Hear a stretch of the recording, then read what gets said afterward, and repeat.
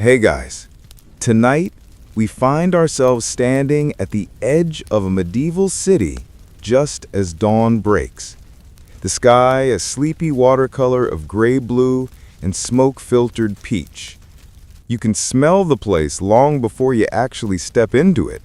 The sharp tang of tannery vats, the sour breath of yesterday's beer emptied into the ditch, and the ever-present perfume of horses who clearly did not come with a built-in waste management feature. You take a slow breath anyway, because that's what you do here. You inhale history, texture, and, honestly, more airborne bacteria than any modern doctor would approve of. You probably won't survive this. And that's not me trying to be dramatic. That's just what happens when you're walking into a medieval city that occasionally dumps chamber pots out of upper-story windows like it's a competitive sport. Still, there's a strange charm to it all, especially if you're here in the soft early morning, when the noise hasn't reached full volume and the streets haven't yet warmed enough to release their, deeper aromas. So, before you get comfortable, take a moment to like the video and subscribe, but only if you genuinely enjoy what I do here. And tell me where you're watching from and what time it is right now. I love seeing that. Now, dim the lights, maybe turn on a fan for that soft background hum, and let's ease into tonight's journey together. You take your first cautious step over the uneven cobblestones, carefully avoiding the narrow river, okay, more like a glistening ribbon of something you decide not to think too hard about. The city around you is just waking up. A baker opens his shutters, letting out a brief cloud of warm, yeasty air that almost makes you forget the suspicious puddle you just stepped near. A rooster complains from somewhere above, which surprises you until you remember that medieval people kept livestock on upper floors. Because sure, why not turn your entire house into a multi-story farm? But the real reason you're here is to feel how the filthiest places in the medieval world were governed by some of the most unexpectedly logical rules. Rules that seem bizarre to us, but made perfect sense when your best medical advice came from someone who thought illness was caused by bad air and questionable vibes. You trudge deeper into the city, and almost immediately you notice signs mailed on the corners of buildings. Strange warnings carved in shorthand symbols that tell locals where they're allowed to dump waste, when they can drive their carts, and which streets are off limits to certain trades. Perhaps the funniest thing is that these rules actually existed, and sometimes they even worked. A very official-looking town crier shuffles by, ringing a bell as if the bell alone could cleanse the street. He shouts today's reminder, "No filth in the market lane until sunset." His voice echoes down the tight corridor between buildings, somehow both authoritative and resigned, like a man who knows full well that someone is going to ignore him by noon. You creep forward, trying to ignore the way the buildings lean inward, like they're gossiping about you. Medieval streets were narrow because land was expensive, but also because people loved the idea of upper stories sticking out so far they almost touched. It kept the rain off. It also kept the smells, contained. Congratulations. A slippered woman appears above you, a wooden bucket in her hands. You instantly know what's about to happen. She yells the medieval version of "look out below," which was usually something like "garde de lou," a phrase that historians still argue whether it was actually shouted often or whether it's just a fun detail later writers can't resist including. You jump backward on instinct as she tosses the contents into the street. The splash lands exactly where your foot was a moment ago, and you feel both relieved and personally attacked by gravity. Funny how that rule, warning pedestrians before dumping waste, was literally written into local laws. It didn't always save lives, but it saved a few pairs of shoes, sometimes. You peer around the corner and spot one of the city's rakers, the closest thing medieval sanitation workers had to job security. The man looks exhausted already, leaning on a rake that's more mud than wood. His job is to push waste toward designated pits outside the city walls. He gives you a slow nod, as if to say, "Yeah, we both know this is awful, but somebody's got to do it." And honestly, medieval towns had more sanitation rules than you'd expect. Paris, for instance, had entire books dedicated to street cleaning regulations. That's your mainstream historical fact, by the way. But follow him just a bit farther, and you'll see something you didn't expect. A small, fenced area where household waste is being sifted through by pigs.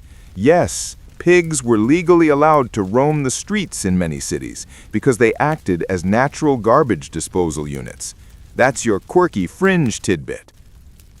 One trots up to you, snorts, and wanders off with the confidence of someone who knows his job is secure.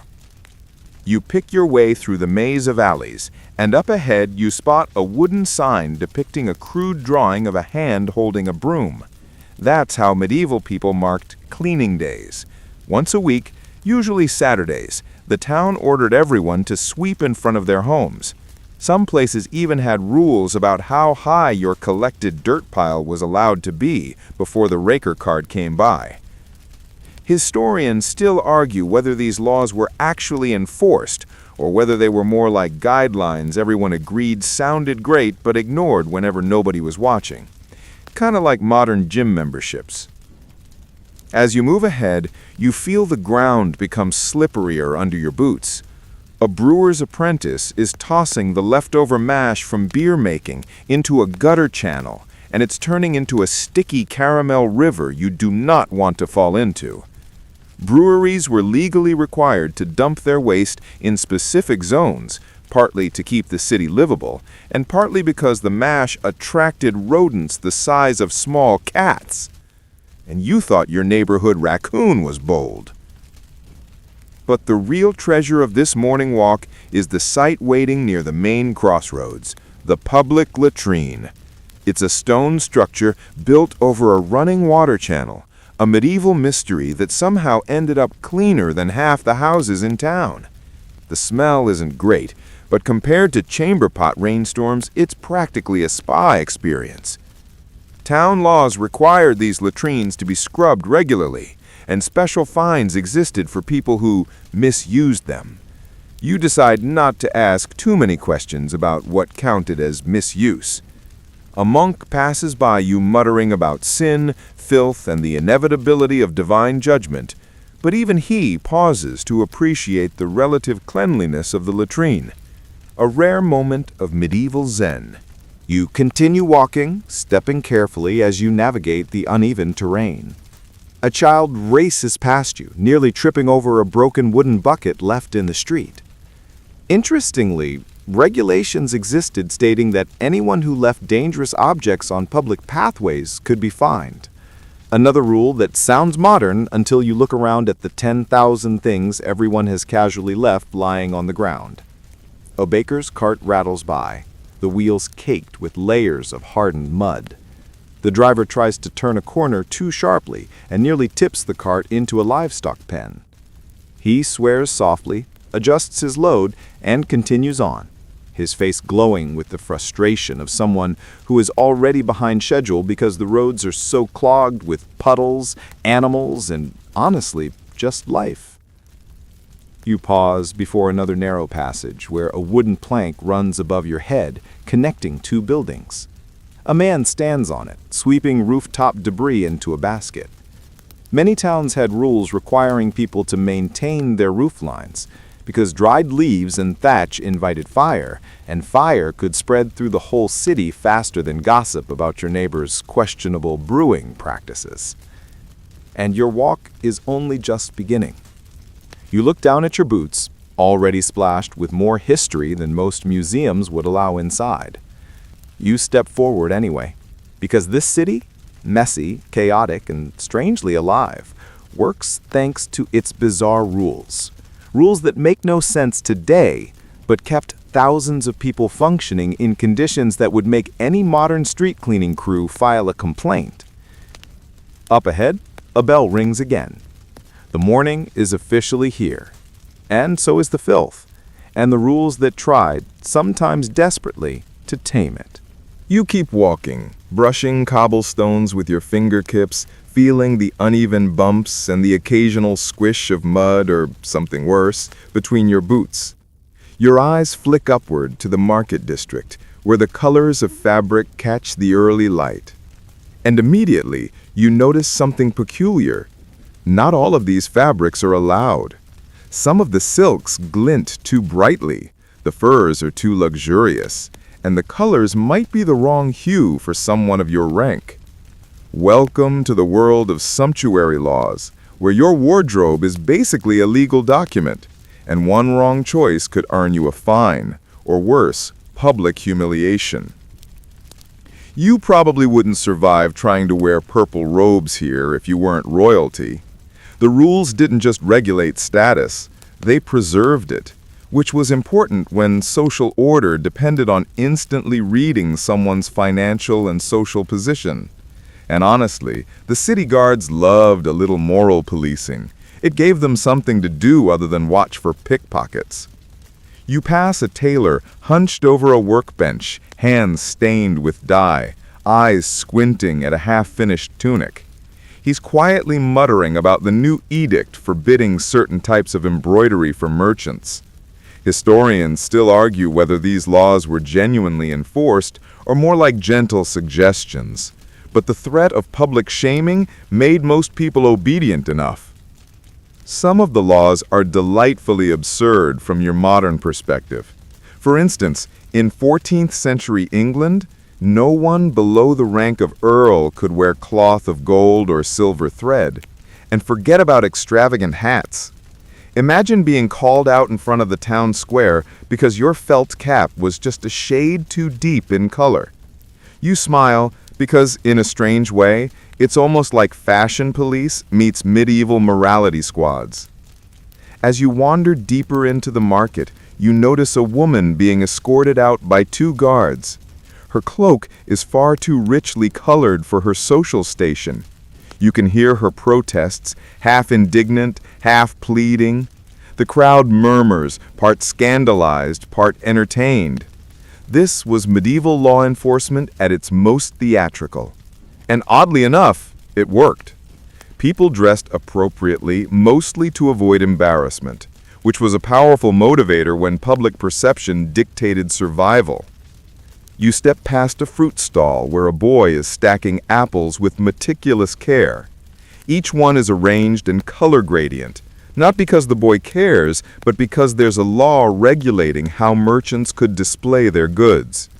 Overly generous or chaotic arrangements could attract fines for deceiving the buyer, which sounds almost like modern advertising standards. Some argue whether merchants truly respected these display laws or whether local authorities turned a blind eye when bribes arrived. You notice a few apples rolling off the stall, defying all rules. Pigeons scatter as a dog trots by, carrying a small ribbon in its mouth. The ribbon's color is a symbol of the dog's owner's trade. You pause to appreciate the extent of medieval detail. Laws dictated everything from the width of a merchant's belt to the number of servants allowed at a feast, and even which colors could be used in personal accessories. The argument historians have now, whether these laws were more about economic control than morality, simmers quietly in your mind like a pot left on a medieval stove. You pass a guild hall, its heavy doors carved with strange symbols. Inside, artisans debate what types of embroidery or leatherwork are permitted. Each guild had strict enforcement rules. Wearing a guild's exclusive pattern without belonging could get you fined. You almost laughed because it's like medieval copyright law with extra steps and much less paperwork. And you realize how seriously people took it. Violating these rules wasn't just fashion, it was professional sabotage and social embarrassment rolled into one. The streets smell faintly of dye, and you catch sight of vats lined up in a narrow alley. The tailors and dyers are busy, and there are signs posted warning that certain colors are forbidden for certain classes. You notice a wealthy merchant struggling with an apprentice, trying to ensure the apprentice doesn't accidentally use forbidden crimson on his robes. You can't help but marvel at the ridiculousness. Colors are just colors, yet here they are legally monitored. And that's the quirky part. The law wasn't arbitrary, though it feels arbitrary today. Some colors were expensive because of the dyes, and regulating them prevented lower classes from flaunting wealth they didn't have. A man carrying a bundle of fine wool passes by, mumbling about the new regulations forbidding gold-threaded fringes for anyone below nobility. You follow him to a square where local magistrates inspect fabrics. The spectacle is more ceremonial than practical. People watch the inspectors carefully, some whispering, some openly mocking. Historians still argue whether these inspections genuinely curbed extravagance or whether they were more symbolic performances to remind citizens of the hierarchy. You stop briefly to watch a juggler entertain a crowd. His costume is intentionally bland, probably a clever workaround of the sumptuary rules. And it works. He's allowed to entertain and escape legal trouble at the same time. You notice the subtlety of medieval law. Creativity often found a loophole. This is the dance between regulation and daily life. As the day grows brighter, the market comes alive. You notice a baker, a butcher, a cobbler, all adjusting their attire according to the most recent edict. Even the children running through the square are subtly conforming, boys in tunics of acceptable colors, girls with aprons plain enough to be legal. And that's the fascinating part. You realize how deeply embedded these rules were. Clothing wasn't just self-expression. It was a legal obligation that reinforced your place in society, whether you liked it or not. Then, like a whisper through the alleys, you hear about an outlaw trying to sneak purple socks past a guild inspection. You grin because it's just another reminder that even in chaos, the rules mattered. People bent them, skirted them, or found clever ways around them, but the law existed in every fold of fabric, in every dye pot, and in every glance between citizens. And so you continue down the bustling market street, stepping carefully to avoid a spilled dye vat, absorbing the spectacle of medieval fashion law in full effect. It's messy, it's theatrical, it's utterly charming, and it works better than you would expect given the smells, the mud, and the occasional pig wandering into the square. You take a breath, realizing that for all its absurdity, strange clothing laws kept a society functioning, visibly enforcing rank and order without bullets or bureaucracy. And you can't help but admire the creativity of human regulation, even when it's enforced with a hint of medieval flair and a dollop of humor. You keep moving, letting your senses guide you deeper into the market district. And suddenly, the smell of warm bread and malted grains hits you. It's irresistible, pulling you toward a bakery where steam curls into the morning air like the tail of a lazy cat. But before you can dive into the sweet aroma, you remember, medieval food was strictly regulated. You're stepping into the world of bread, beer, and weird food codes, where even a loaf of bread has laws governing its size, weight, and price. You probably won't survive ignoring these rules, at least if you don't want a baker's guild yelling at you and a town constable fining you simultaneously. Bakers were legally required to maintain strict measurements, partly to keep citizens from starving, and partly to prevent dishonest tradesmen from selling half-loaves at full price. And unlike today, where a slightly misshapen loaf earns a shrug, in 14th century England, a baker could be fined or even put in the stocks for cheating on bread. Walking past the bustling stalls, you notice the vendors carefully weighing their pastries, nodding to inspectors with wooden scales that looked absurdly delicate. Historians still argue whether these inspections were consistent or mostly ceremonial, but the threat of humiliation kept most honest. A loaf might be heavier than law allowed by a few grams here and there, but not enough to trigger a mob. One quirky, almost comical tidbit jumps out. In some towns, bakers had to hang a white piece of cloth outside their shop to indicate they were selling fresh bread that day. This banner of freshness was enforced because old or moldy bread could literally kill people if consumed in mass. So yes, signage as food safety law, a medieval precursor to modern health inspections. The bakery's apprentice glances nervously at a small barrel of beer sitting in the corner. Beer, unlike water, was considered generally safe to drink, especially in urban areas where water could be contaminated. But even beer came with regulations. Brewing laws specified acceptable ingredients, minimum strength, and pricing. Brewers were fined for weak beer, and sometimes even for brewing during forbidden hours.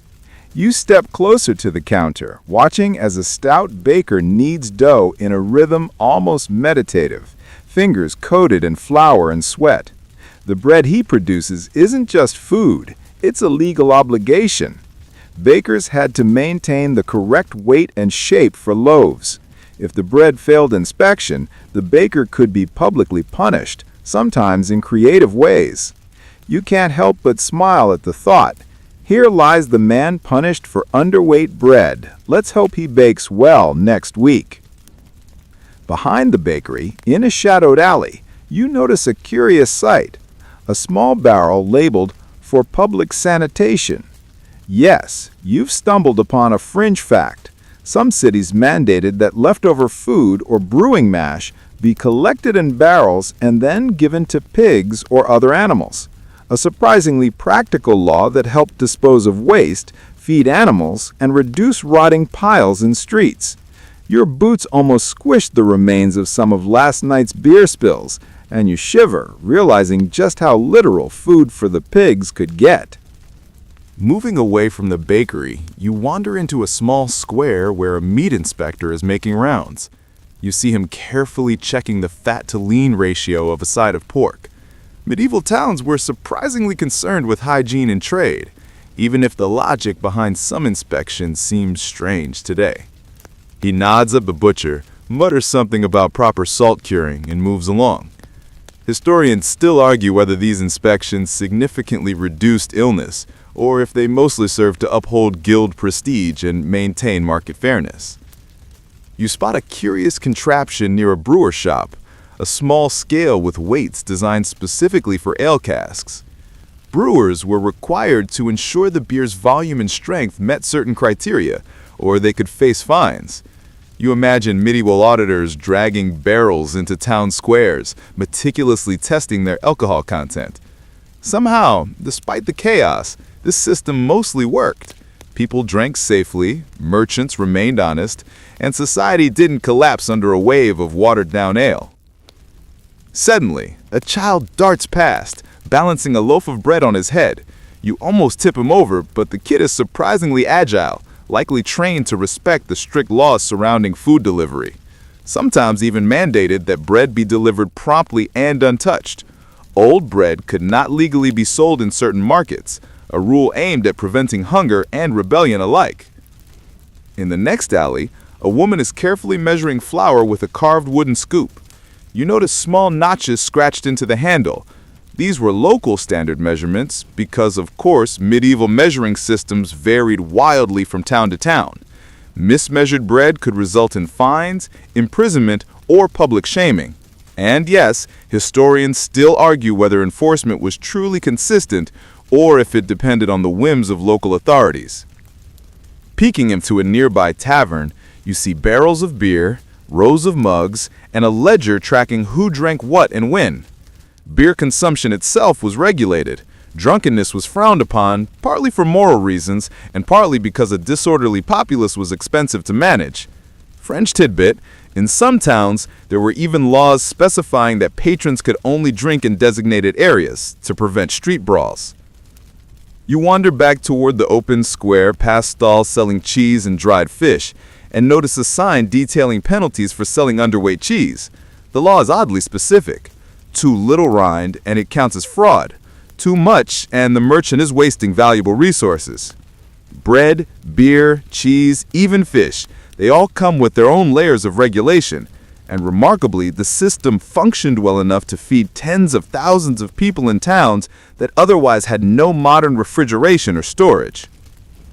A small mob of curious onlookers gathers around a street performer balancing a loaf and a jug of beer. You laugh quietly because it's like a circus performance entirely dictated by medieval law.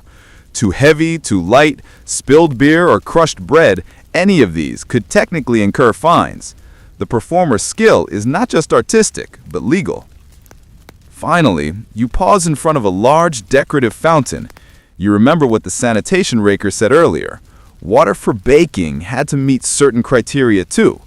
In some towns, it was illegal to use contaminated water for bread or beer, and brewers would be fined, or worse. Historians still argue whether these laws were rooted in early public health knowledge or if they were mostly about controlling commerce.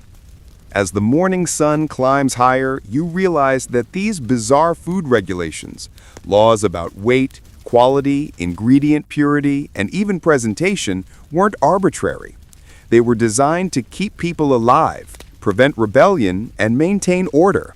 And yes, they were sometimes enforced with humor, sometimes cruelty, and often with creative workarounds. You step back from the fountain, feeling the faint smell of malted barley and fresh bread mingling in the air. A subtle reminder that medieval life might have been messy, but it worked because of rules that, on paper, seem weird, but in practice were surprisingly sensible. You leave the intoxicating aroma of bread and beer behind, stepping into a narrower street where shadows lengthen as morning moves toward midday. Here, the streets are quieter, but only just, because this is where night curfews and mandatory darkness rules begin to echo in stone and timber. Lanterns dangle from walls, signaling areas that are off-limits once the sun drops low, and you feel a subtle tingle of anticipation. Medieval towns didn't trust people after dark. You wouldn't either if your only protection from street criminals was a few torch-bearing guards, a pitiful wall, and the occasional angry dog. You probably won't survive ignoring these laws, not because of some supernatural fear, but because curfews existed for practical survival reasons. Citizens were expected indoors, gates locked and lights dimmed. Town guards patrolled every entrance like watchful owls, while the few adventurous souls who defied curfew risked fines or rough escorting to their homes. In some cities, wandering after dark without a lantern was legally tantamount to inviting trouble. A watchman strides past, truncheon in hand, keeping pace with his slow, careful patrol. His bell clangs rhythmically, a subtle alarm to anyone still dawdling in the streets. You notice that he isn't just walking randomly. He follows strict routes, some prescribed down to the corner and alley. Historians still argue whether watchmen genuinely reduced crime or if their main job was to make townspeople feel safer while mostly existing as ceremonial figures. A child peeks from a shuttered window, likely witnessing the early stirrings of this law in action. You step over an abandoned basket and imagine the rules. Anyone outside after curfew could be fined, taken to the stocks, or even temporarily jailed. In some towns, repeat offenders were publicly flogged, not lethal, but memorable. Fringe tidbit: some cities mandated that violators walk the streets carrying a lit candle as both punishment and warning to others. Candlelight as social shaming, somehow cruel and poetic. You wander past shops with shutters still closed, imagining the early evening where this same street will empty almost entirely. In England, curfew laws often required households to extinguish hearth fires by a specific hour, both to conserve resources and prevent accidental fires. And yes, these were enforced. A watchman might notice smoke from an unattended chimney and report the infraction. Imagine being scolded for forgetting to blow out your fireplace. You can almost hear the sigh of every medieval housewife in history. As twilight approaches in your imagined stroll, the narrow alleyways deepen in shadows. Lanterns are hung from rope from upper-story beams, casting uneven pools of golden light. People were legally obliged to carry personal lamps if they ventured out at night, though most preferred to stay indoors. This was partly safety, partly social control. Empty streets meant fewer brawls, fewer thefts, and less opportunity for unsanctioned gatherings. You step into a small square where musicians sometimes play after sunset. Not tonight, though, because medieval curfew laws forbade gatherings after a certain hour. A notice posted on a wooden beam reads, "No man, woman, or child shall convene beyond the square after the 10th bell." Fringe tidbit: some towns also forbade singing in the streets after dark, fearing it might signal rebellion or attract unwanted attention. Somehow, you picture a bard quietly sulking in his room, lute in hand, murmuring, "I'll haunt your dreams with melody instead." You notice the city gates looming ahead, massive wooden doors reinforced with iron.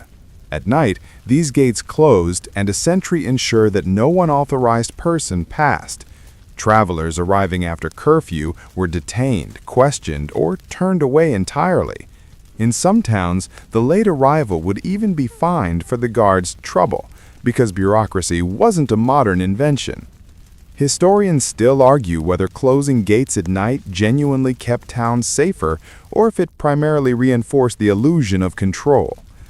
From an alley to a main thoroughfare, you see small markers embedded in the pavement, notches, lines, and carved symbols. These indicated zones of light and darkness, how far lanterns should extend, where torch stations were placed, and areas considered unsafe for pedestrians. Some cities even had curfew-specific penalties for failing to provide public lighting in front of your property. You step carefully, avoiding one particularly dark patch, and appreciate that these rules were designed with practical foresight. A dog barks somewhere in the shadows. You notice it has a little bell tied around its neck. A law in some towns required guard dogs to be audible at night to alert the streets of trespassers. The noise seems chaotic, but in context, it's a medieval security system. Dogs, lanterns, and law-abiding citizens all working in harmony, or as close to harmony as you get in a town with open sewers. You imagine the social implications. Families would plan their evenings meticulously, finishing errands, tending to animals, and securing food before the sun dropped. You see merchants rushing to close stalls, apprentices carrying buckets to empty drains, and couriers hastening to deliver messages before gates locked. Fringe tidbit: some towns even had designated night gates open for emergency cases, but only if a bell was rung and a guard personally verified your business. Stepping into a quieter street, you notice subtle graffiti etched into wooden shutters, symbols representing curfew hours, warnings to others, or personal reminders to return home before dark. Historians still argue whether these markings were truly universal or localized phenomena, but they offer a glimpse into how deeply these rules embedded themselves in daily life. As the sun dips lower in your imagined stroll, a final reminder comes in the form of a small bell tower. Bells tolled to signal curfew, their echo spreading through the narrow streets, urging everyone home.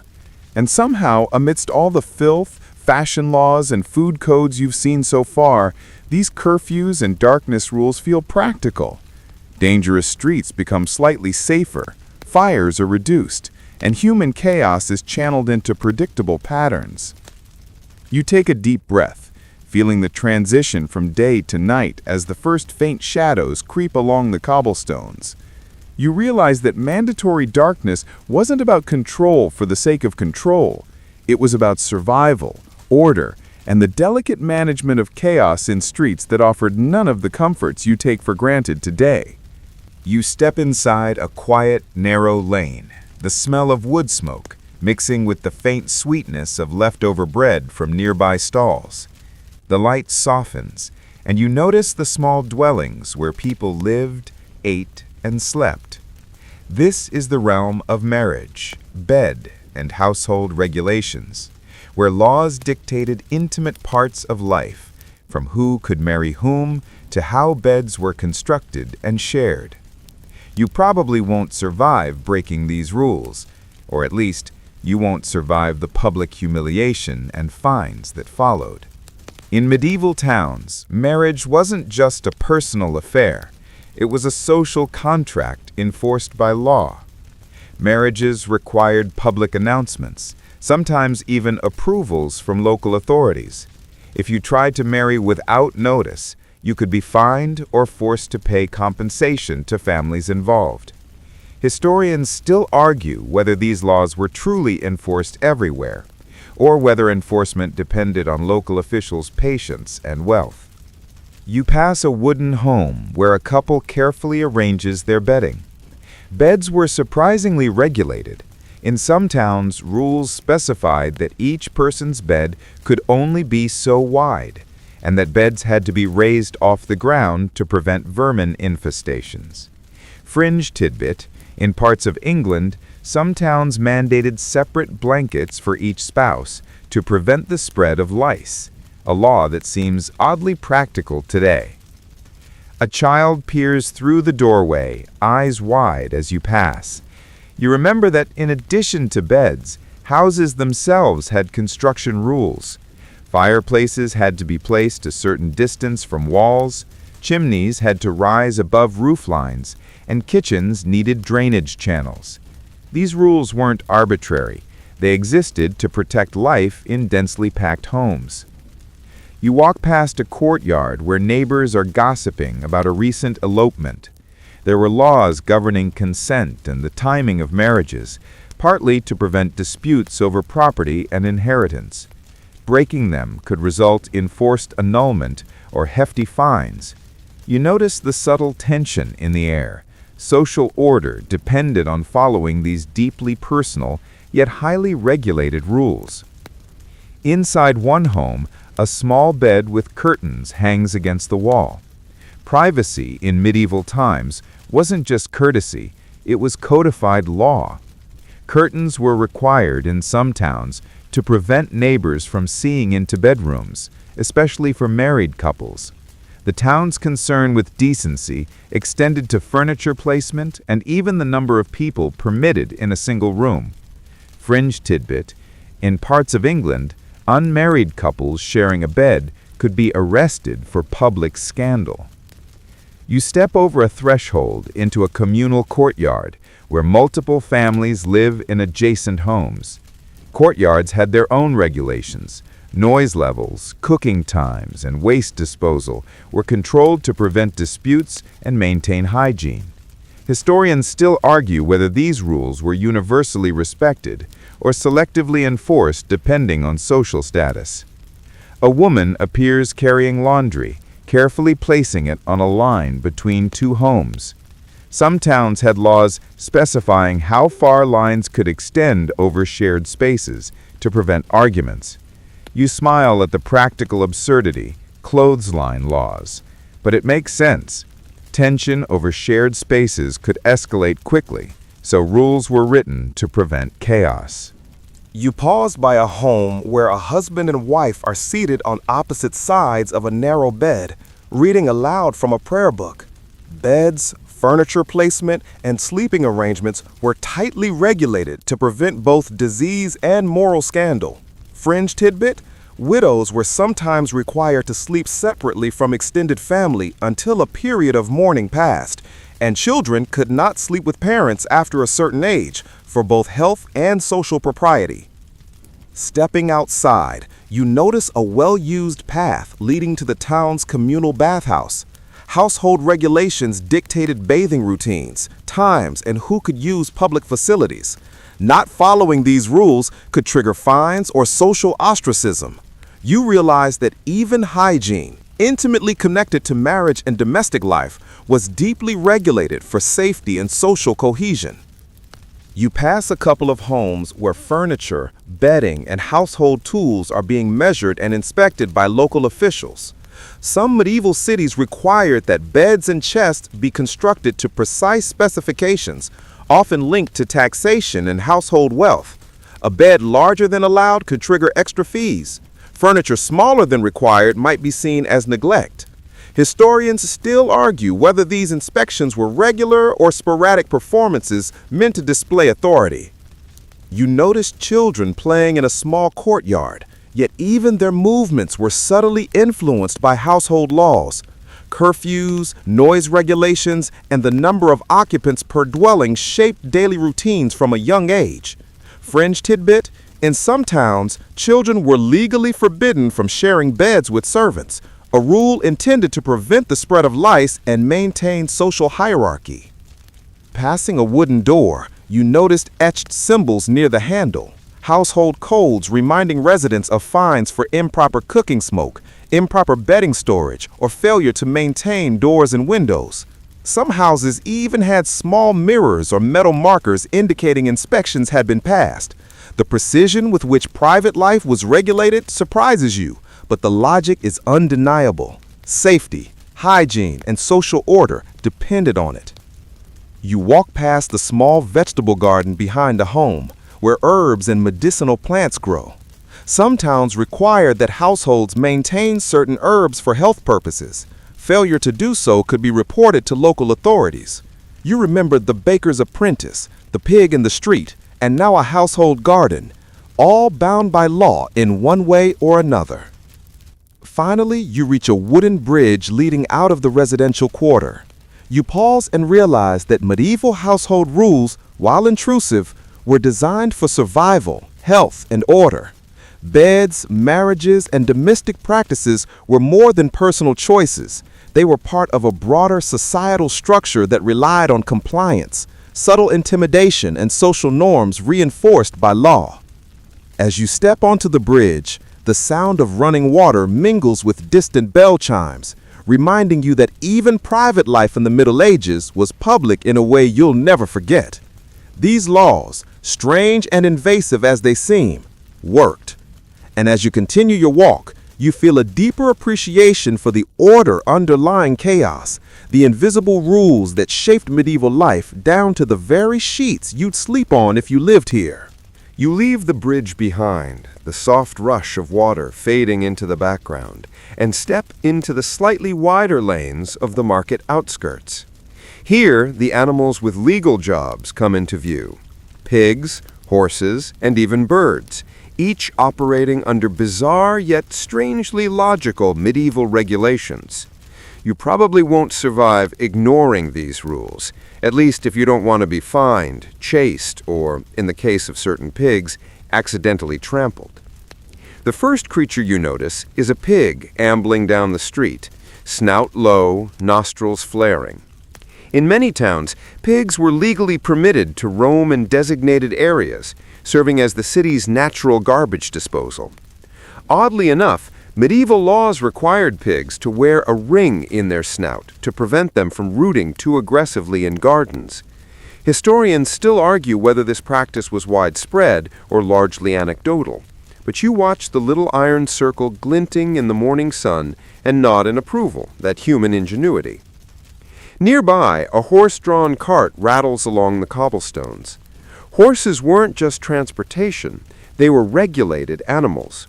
Medieval towns often had ordinances dictating which types of horses could be used for work, how they should be shod, and even where they could be stabled at night.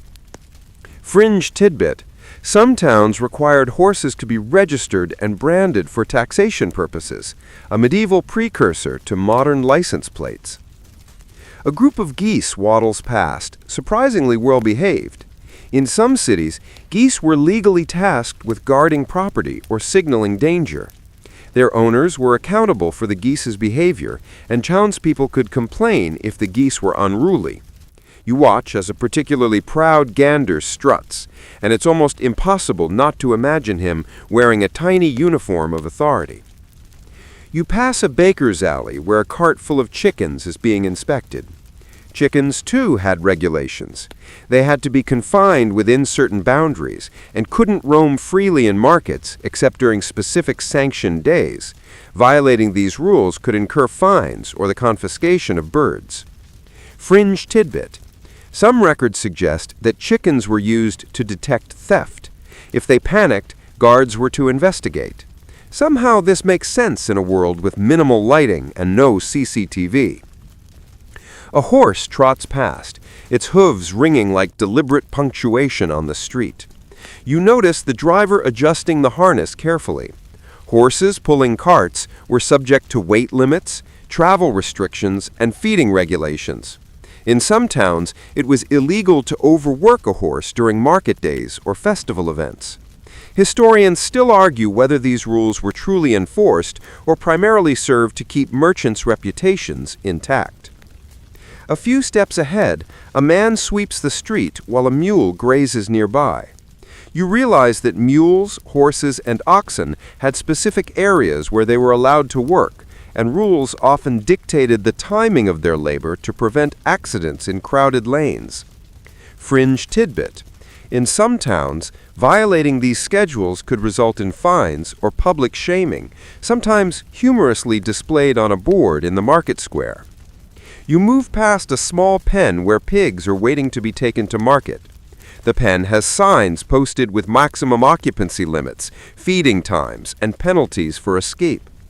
Pigs weren't just food, they were quasi-public servants in waste management and food supply. Their legal oversight is simultaneously practical and, frankly, adorable. You notice a small flock of doves in a nearby tower. Carrier pigeons, surprisingly, were regulated as well. Some towns mandated registration of pigeons used for messages to ensure that sensitive correspondence didn't get intercepted or cause disputes over property rights. Fringe tidbit: pigeons could even be legally fined, metaphorically, for trespassing into neighboring yards or dropping unsanctioned messages. A street vendor sweeps in from his stall while a goat tied to a post chews on nearby scraps. Goats were sometimes regulated for hygiene reasons, especially in urban areas where stray animals could transmit disease. Some towns required that goats be tethered at certain heights, a law both practical and amusing to imagine in modern context.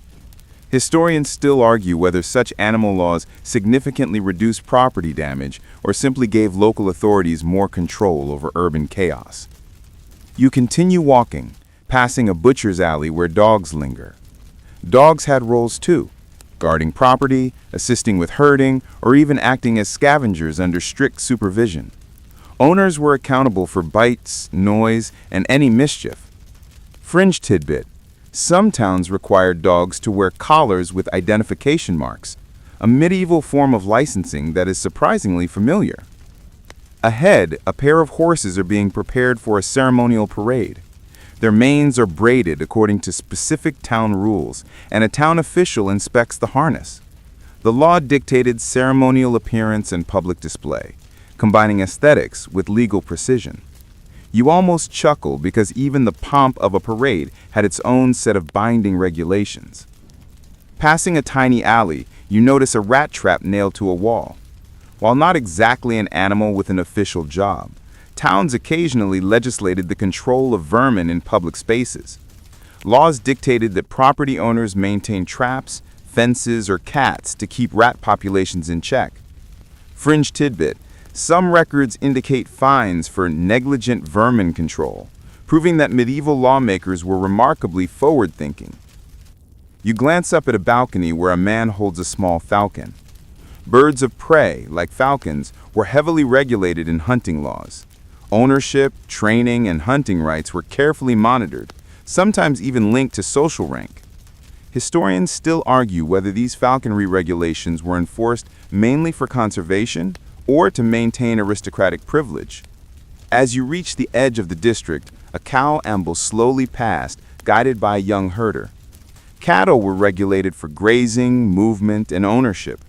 Stray cows in urban streets could cause property damage or accidents, so laws specified permissible routes and times. Fringe tidbit: some towns even mandated that cows wear bells or marks to identify ownership, reducing disputes among neighbors. You step into a quieter lane, realizing that medieval urban life relied on an intricate legal ecosystem of animals. Pigs, horses, birds, and even vermin were bound by rules designed to maintain hygiene, safety, and social order. The idea of law extending to non-human actors seems absurd, but the logic is undeniable. In a city teeming with people, animals, and chaos, rules ensured survival and prevented anarchy. And as you continue your walk, you can't help but admire the ingenuity of these animal laws. The way humans turned a menagerie into a regulated workforce, each creature playing its part in keeping the city alive and functional. You continue your stroll, leaving the bustling streets behind and entering the quieter outskirts of town, where the air carries a faint scent of herbs and smoke. Here you encounter the curious world of trade and measurement laws, where rulers and guilds meticulously regulated how merchants bought, sold, and measured goods. You probably won't survive ignoring these rules unless you enjoy fines, public humiliation, or the occasional brawl over disputed weights. You pass a merchant's stall stacked with sacks of grain. Each sack has markings carved or stamped into the cloth, signifying its weight and origin. Medieval law mandated that all goods sold in the marketplace meet strict measurement standards. Scales had to be calibrated, weights verified by town officials, and any deviation could result in heavy fines. Historians still argue whether these rules were rigorously enforced or if inspectors sometimes turned a blind eye for bribes and favors. Fringe tidbit. Some towns even had laws specifying the type of balance scales merchants could use. In a small corner of England, a town council ruled that scales must have equal-length beams and not exceed a particular size, because crooked scales threatened fairness and profits. You watch an apprentice meticulously leveling the beam with a small polished stone, clearly aware that his employer's livelihood depends on precision. A fruit vendor arranges apples in pyramids, each one counted and verified. Display regulations were surprisingly common. Merchants could be fined if goods were stacked deceptively to make a stall appear more abundant than it was. It's almost like medieval marketing law, but enforced with teeth instead of paper trails. You notice a spice merchant adding a pinch of saffron to a small pouch. Spices were expensive and heavily taxed.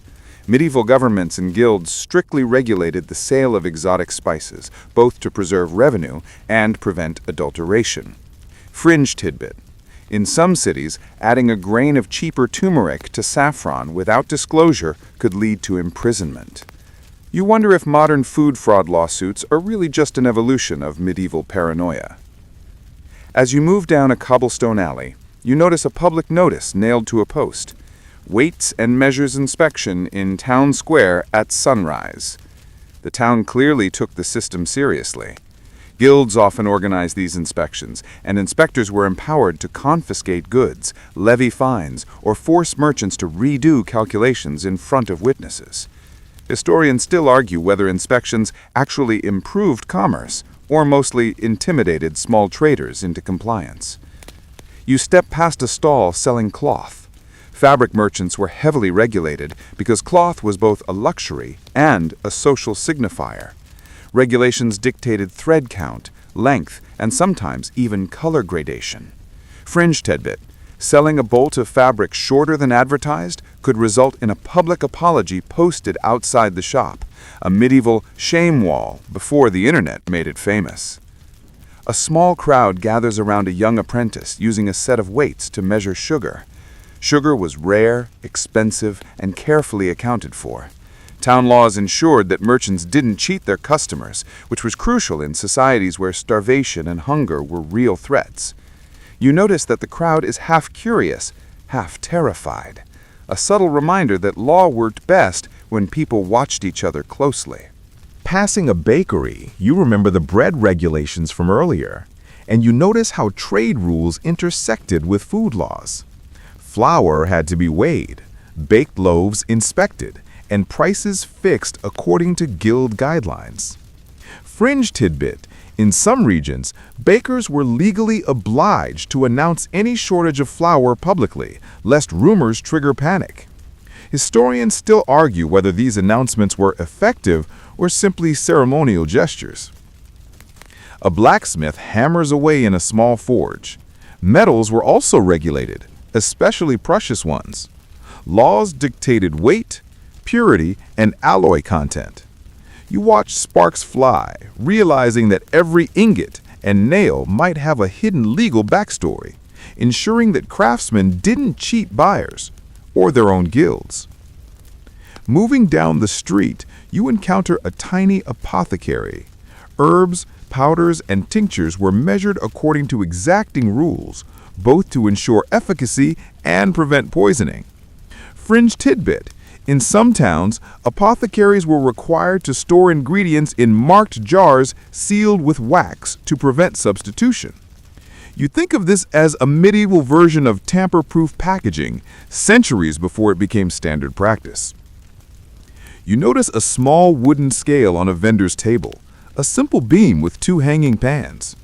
Despite its simplicity, the scale embodies the essence of medieval commerce: precision, regulation, and public accountability. Historians still argue whether these laws primarily served fairness or functioned as a tool for tax collection and guild control. A merchant selling fish adjusts a counterweight, preparing for inspection. Fish had their own rules. Size, freshness, and even the method of cleaning could be regulated. Towns relied on these laws to prevent illness and maintain trust in local markets. Fringe tidbit: in some coastal towns, tossing undersized fish into the harbor as a warning to competitors was legally sanctioned, a strange mix of punishment and market messaging. Passing a stall of iron mails, you realize that even mundane goods were bound by law. Every measurement, weight, and label had a purpose, whether ensuring fair trade, preventing fraud, or keeping the economy functional. You marvel at how deeply legal oversight penetrated daily life, from luxurious silk to the simplest iron spike. By the time you leave the market square, the sunlight casts long shadows across the street, and you notice a quiet rhythm: merchants weighing, measuring, adjusting, complying, and sometimes rebelling within the boundaries of law. Medieval trade laws weren't just bureaucratic nonsense. They were a carefully constructed framework that kept commerce alive and towns orderly in a world with no standardized currency or instant communication. And as you step onto the next lane, you realize that every apple, every loaf, every bolt of fabric you saw today existed under the silent watch of law, a complex system of measurement and accountability that made medieval life function in surprisingly efficient ways. You leave the bustling marketplace behind and follow a narrow, winding lane that slopes gently upward toward the outskirts of town. Here, the air is cooler, tinged with the scent of wet stone and wildflowers peeking through cracks in the walls. You enter the realm of clothing, fashion, and sumptuary laws, where what you wore, how you accessorized, and even the color of your shoes could be dictated by local ordinances. You probably won't survive flouting these rules without attracting the disapproving gaze of guild inspectors, or worse, a public fine or humiliation. The first thing you notice is a tailor's stall, filled with rich velvets and coarse wools alike. Medieval fashion wasn't merely an expression of taste, it was a highly regulated indicator of social status. Nobles wore silks and furs, merchants wore specific colors, and peasants were restricted to plain fabrics. Fringe tidbit: in 14th century England, a man who wore a gold-trimmed garment without permission could be fined or forced to tear off the trim in public. Historians still argue whether these laws were truly enforced everywhere or were mostly symbolic displays of hierarchy. You step closer to a rack of dyed cloth, admiring the vibrant colors. Some dyes were so expensive that using them without authorization could be legally prosecuted. Purple, for example, was a color tightly controlled, historically associated with royalty. Even a hint of unauthorized purple could land a commoner in serious trouble. Fringe tidbit: in some towns, dyeing a hat or sash the wrong color resulted in confiscation of the garment, often publicly displayed in the town square to shame the offender. A child skips past wearing a miniature version of a nobleman's cloak. You realize that sumptuary laws applied to children too, with restrictions on fabric, jewelry, and even types of shoes. These rules reinforced social hierarchy from a young age, subtly teaching obedience and awareness of class boundaries.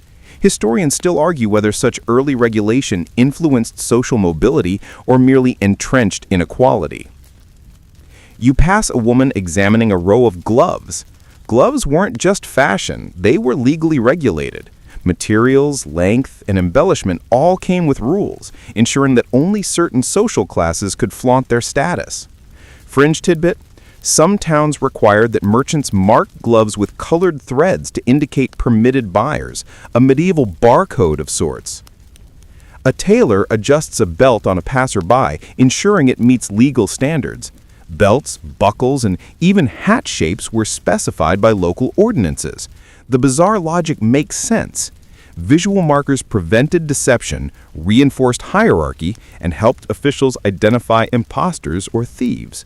You can almost hear a town crier muttering, "That man wears forbidden silver buckles! Arrest him!" Walking down the cobblestone lane, you notice small signs posted near shop doors. No unauthorized jewelry beyond this point. Jewelry was heavily restricted. Precious metals and gemstones were reserved for nobles or the wealthy elite, and penalties existed for those who overstepped. Fringe tidbit: in some regions, confiscated jewelry was melted down and reused for official purposes, making the law both punitive and practical. You enter a small courtyard where apprentices are learning to sew and dye fabrics. Regulations dictated not only what customers could wear, but also how apprentices could craft garments. Certain stitches, patterns, and embroidery techniques were restricted, creating a complex web of skill, legality, and economic protection. Historians still argue whether such strict guild control stifled creativity or fostered excellence. Passing a window, you spot an official inspecting a merchant's display of hats. Headwear was crucial in medieval society. Laws determined height, shape, and adornments. Fringe tidbit: in some towns, wearing a hat taller than permitted could result in immediate confiscation or a public fine, ensuring that height didn't visually challenge social rank. A young man adjusts a tunic in the sunlight. You notice subtle differences in fabric thickness and length, dictated by legal standards. These rules weren't merely about aesthetics. They helped prevent social unrest, signaling clearly who belonged where in society. Historians still argue whether the average citizen strictly adhered to these rules or relied on selective enforcement by watchful guilds. You pause near a window where embroidered sleeves catch the light. Sleeves were another area of legal oversight. Laws often specified the maximum width or length of sleeves, particularly for lower classes, to prevent displays of wealth or social pretension. Fringe tidbit: overlong sleeves could be cut off by town officials, sometimes in public, serving both as a punishment and a cautionary example. A small crowd gathers around a display of shoes. Footwear was surprisingly regulated. Materials, color, and even the length of pointed toes could be controlled by law. In some cities, extremely pointed shoes were forbidden for commoners because the extravagant style signaled wealth and nonconformity.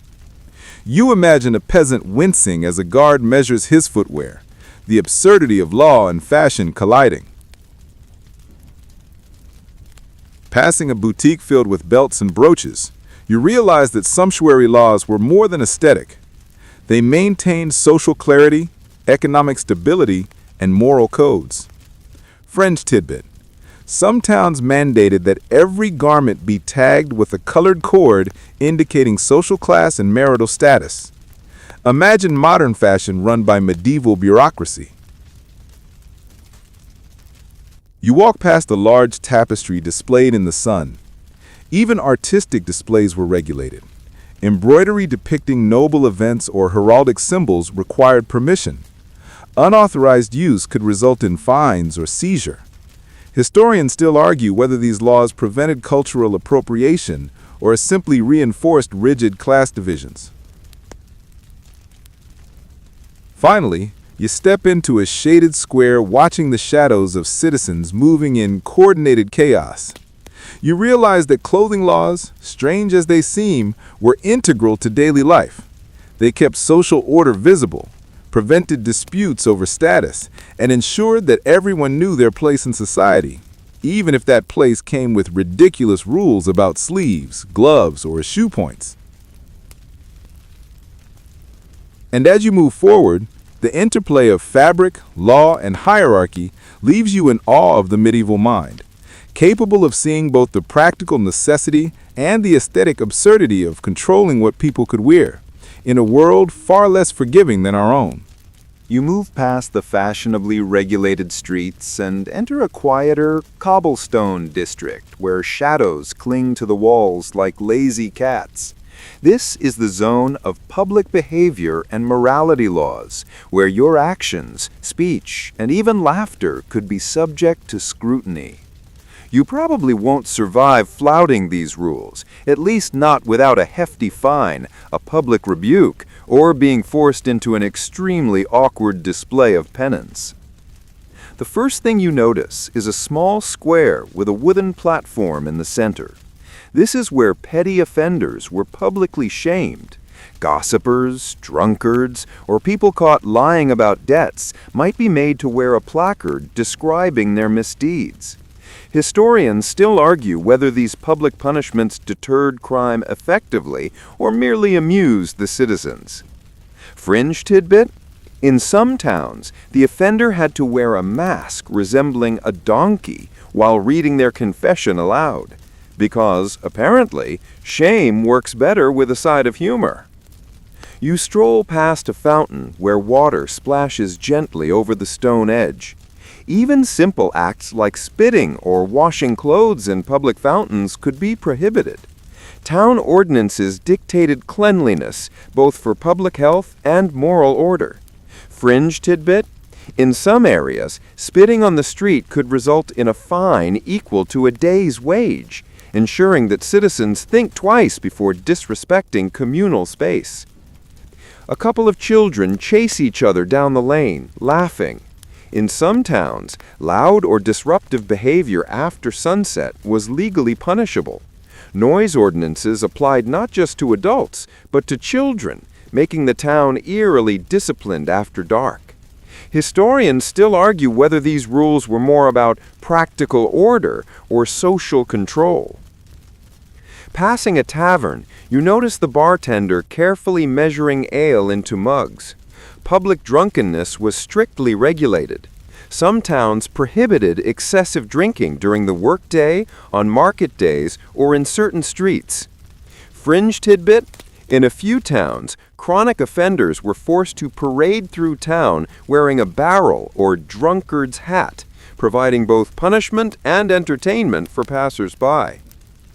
You continue walking past a chapel where a priest exits, adjusting his robe. Religion intertwined with law heavily. Moral behavior, including church attendance, vows of chastity, and even swearing in public, could be legally monitored. Fringe tidbit?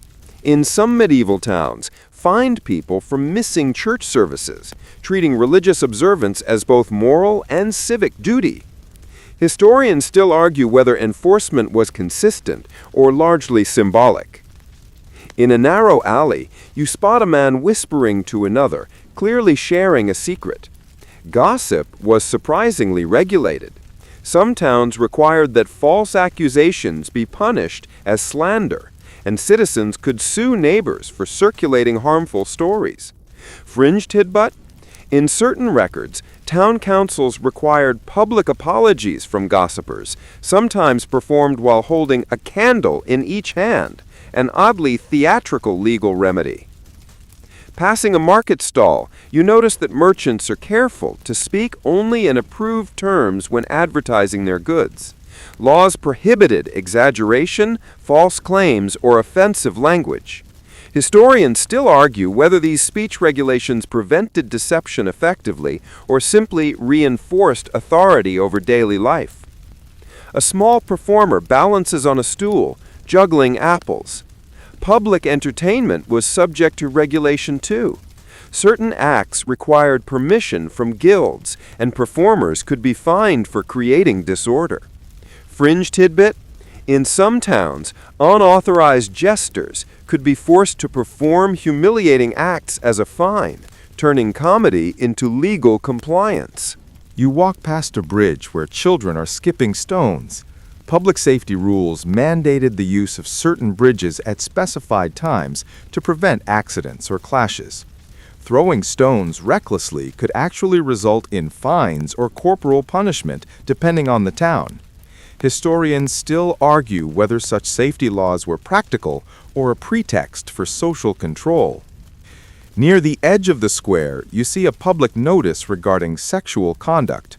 Some medieval towns strictly regulated behavior, including premarital relations, adultery, and even the sleeping arrangements of servants and apprentices.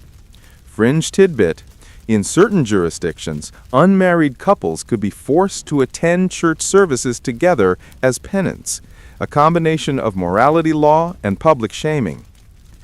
You pass a cobblestone fountain where water runs into a stone basin. Bathing, washing clothes, and other hygienic behaviors were often regulated to prevent public nuisance. In some towns, fines existed for washing clothes at inappropriate hours or in forbidden locations. Fringe tidbit: in a few cities, you could be punished for overusing water during dry spells, a reminder that even access to resources was legally mediated. A small dog barks nearby. Laws also extended to animal behavior in public spaces. Dogs causing mischief could have owners fined. You realize that in this medieval world, law permeates everything, from humans to animals to interactions between them. Historians still argue whether these rules genuinely improved behavior or mainly served as social theater. You stroll past a narrow doorway where a quill and ledger sit, evidence of official record-keeping. Minor offenses like jaywalking, loud arguments, or failing to display proper household markers were all meticulously recorded, demonstrating the bureaucratic obsession with behavior. Fringe tidbit: some towns even had behavior courts meeting weekly, where disputes and infractions were adjudicated quickly to prevent escalation. Finally, you pause in a quiet square, watching citizens move through their legal maze. From the platform for public shaming to noise ordinances, from moral rules to petty fines, public behavior laws were woven into the rhythm of medieval life. Though strange and sometimes humorous to modernize, these regulations worked to maintain order, reduce conflict, and codify morality. And as you continue your walk, you realize that every gesture, word, and laugh could be observed under the subtle, omnipresent eye of law. Public life was regulated with precision, blending practicality, morality, and spectacle in a way that makes the medieval city feel both ordered and alive. You step away from the regulated streets and follow a narrow path toward the outskirts of town, where food, drink, and brewing laws reign supreme. The smell of roasting meat, fermenting ale, and baked bread drifts through the air, reminding you that what people ate, drank, and how it was prepared was subject to strict legal oversight. You probably won't survive ignoring these rules unless you want to risk fines, spoiled meals, or angry guild enforcers pounding on your door. A tavern sits at the corner, its wooden sign swaying gently in the breeze. Ale was more than a beverage, it was a staple of daily life, and laws regulated its production, sale, and strength.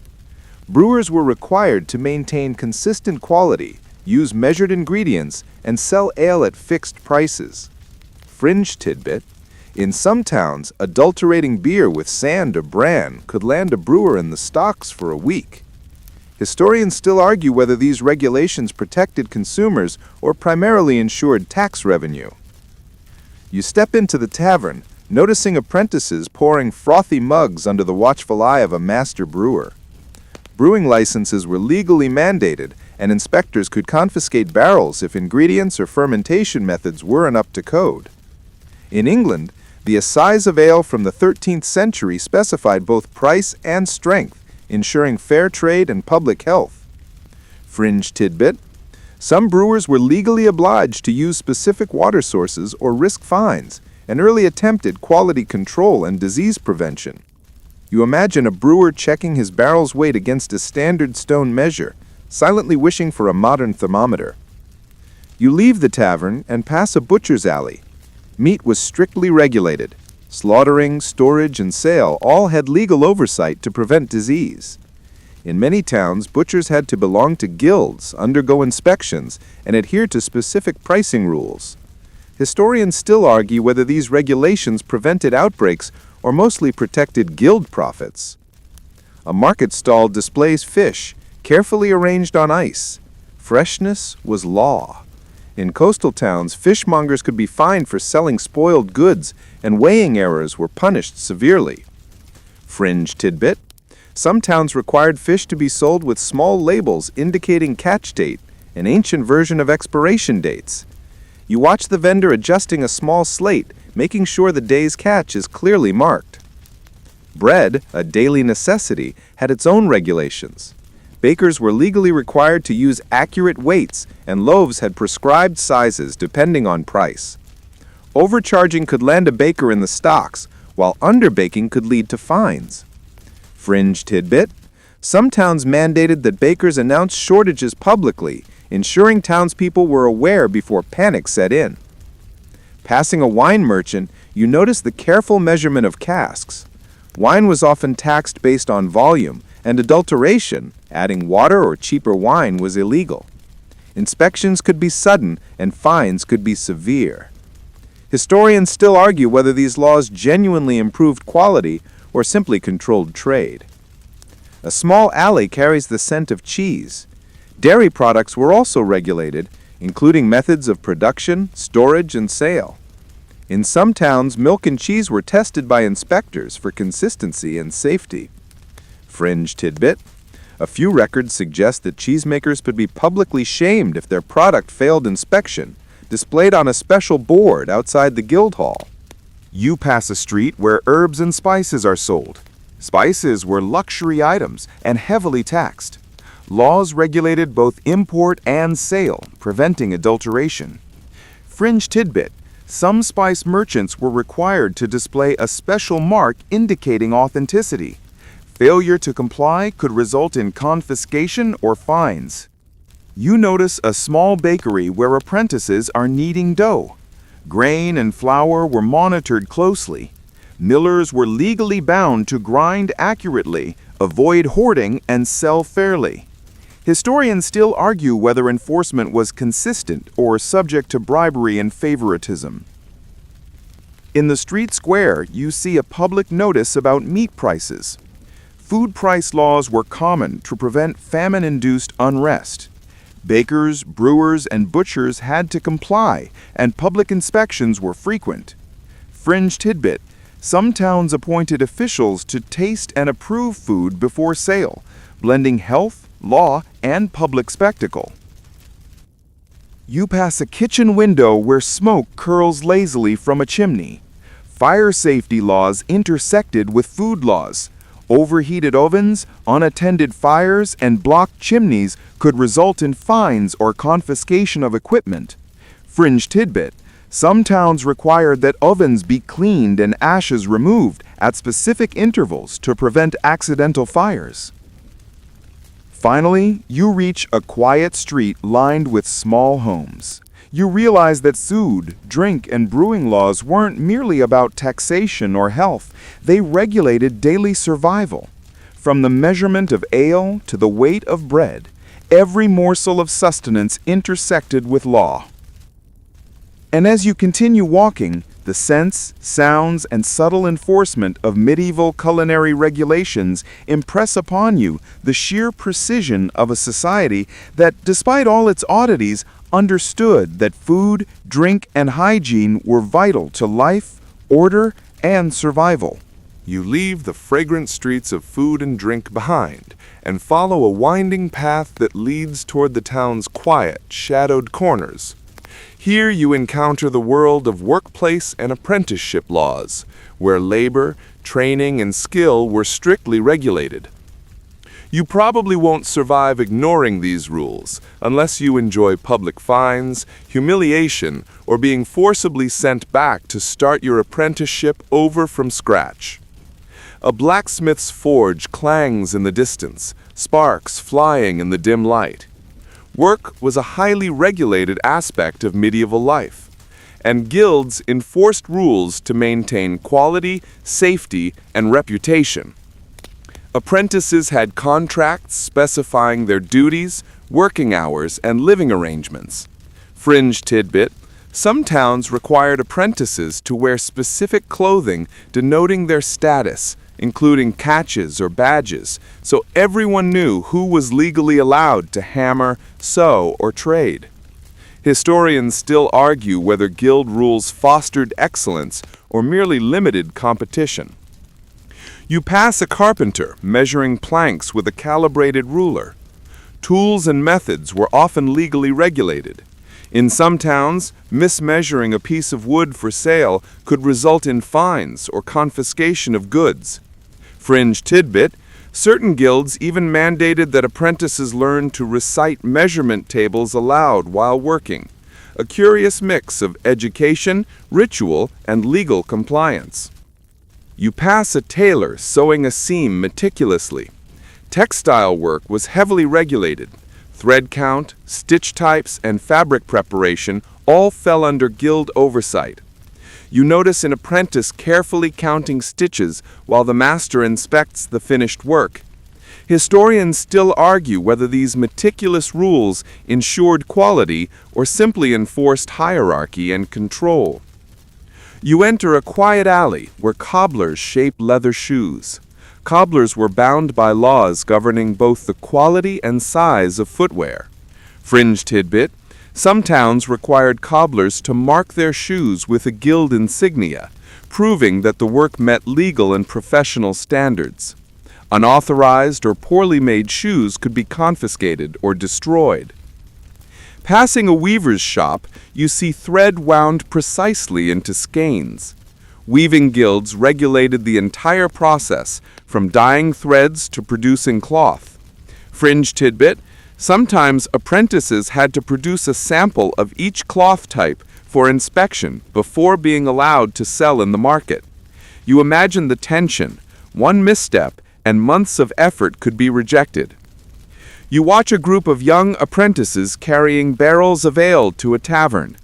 Delivery routes, storage methods, and even timing of labor were sometimes dictated by law to prevent accidents, theft, or overwork.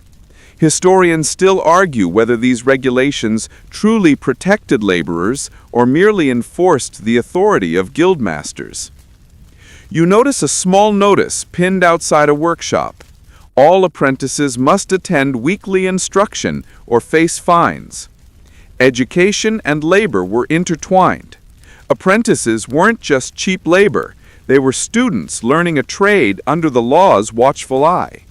Fringe tidbit: in some towns, failure to attend mandated lessons could result in public reprimand or reassignment to menial chores. A blacksmith tests a horseshoe by dropping it from a measured height. Equipment testing was part of guild law, ensuring that tools, weapons, and even farming implements met safety standards. Fringe tidbit: some guilds required official witnesses for tests, effectively turning labor into a legal performance, blending oversight and ceremony. You pass a small group of masons working on a new house. Building materials, methods, and techniques were codified in law or guild regulations. Historians still argue whether such oversight prevented shoddy construction or primarily served to enforce guild dominance. Fringe tidbit: apprentices who built walls too thin or doors misaligned could be fined or forced to rebuild under supervision, a medieval quality control nightmare. In a quiet courtyard, a young scribe carefully copies ledgers. Literacy and administrative work were regulated too.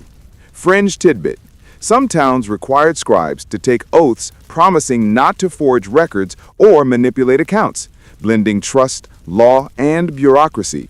You notice the meticulous care. One error could carry serious consequences. Passing a small forge, you notice bellows and anvils arranged precisely. Workplace layout could be subject to inspection.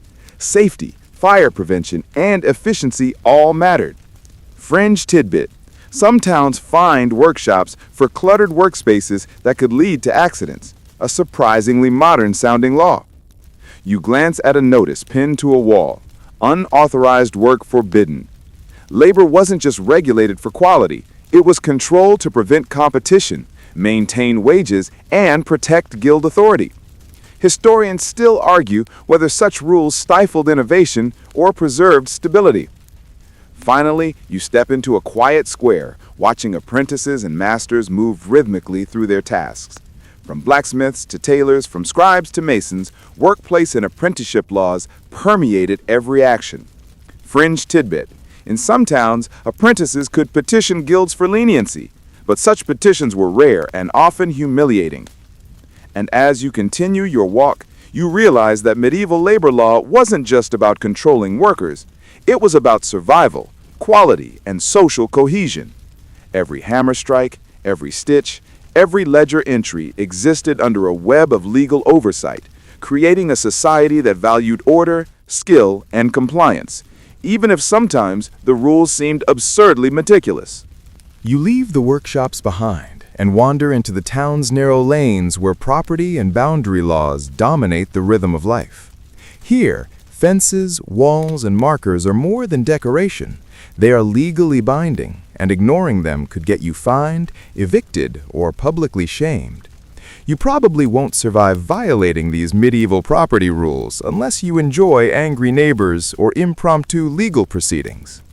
The first thing you notice is a low stone wall, neatly capped with carved stones. Boundary stones were sacred markers. Medieval towns and rural areas alike mandated that property lines be clearly demarcated and maintained. Disputes over land were common, and law dictated methods for measurement, witness verification, and even dispute resolution. Fringe tidbit.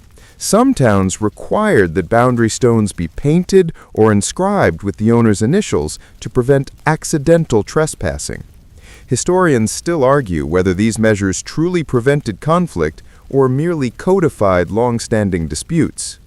You pass a small garden where a man trims hedges precisely along a property line. Hedgerow laws were surprisingly strict. Encroaching branches could be fined, and disputes were sometimes resolved by officials with measuring ropes. Fringe tidbit. In some areas, a neighbor could legally remove offending branches, but had to leave them on the boundary, turning enforcement into a peculiar public spectacle. A narrow lane leads you past a well-marked farm. Fencing regulations applied, not only to humans, but to livestock. Cattle, sheep, and pigs were legally required to stay within designated bounds. You notice a pig tethered with a small bell, echoing regulations you saw earlier in the urban markets. Historians still argue whether such livestock rules reduced theft or simply added bureaucratic layers. Passing a house, you notice a carved wooden post marking the corner of the property. Such markers were often legally binding. Moving, damaging, or removing them was considered serious. Fringe tidbit. Some regions had laws stating that anyone moving a boundary post would forfeit part of their property as punishment. Imagine the care taken to avoid disputes over inches of land. You walk past a small orchard. In some towns, laws dictated not only fences, but also the planting and harvesting of trees near property lines. Fruit that fell over the boundary could legally belong to the neighbor. Fringe tidbit. Disagreements over overhanging branches sometimes escalated to court cases, complete with sworn witnesses and town officials inspecting the trees. A narrow alley reveals a tiny courtyard where houses abut each other. Building regulations often specified setbacks from streets, spacing between structures, and even wall thickness. Fringe tidbit. Some towns mandated that walls be plastered or painted in specific colors to maintain uniformity and prevent disputes over sun or drainage. Historians still argue whether such rules improved urban life or were just displays of civic control. You step over a small stone channel carrying water between two properties. Water rights were heavily regulated. Medieval towns mandated access, usage, and maintenance of canals, wells, and fountains. Fringe tidbit.